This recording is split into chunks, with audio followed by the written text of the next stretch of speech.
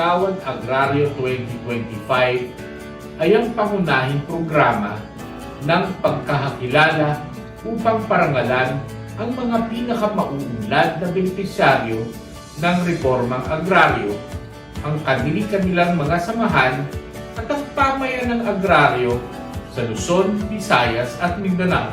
Ipinapakita nito ang tunay na epekto ng reformang agraryo sa paglipas ng mga taon, pagbabago ng buhay, pagpapatibay ng mga kabuhayang panrural at pagbubuo ng mga matatag na komunidad. Ito ay hindi lamang gantimpala.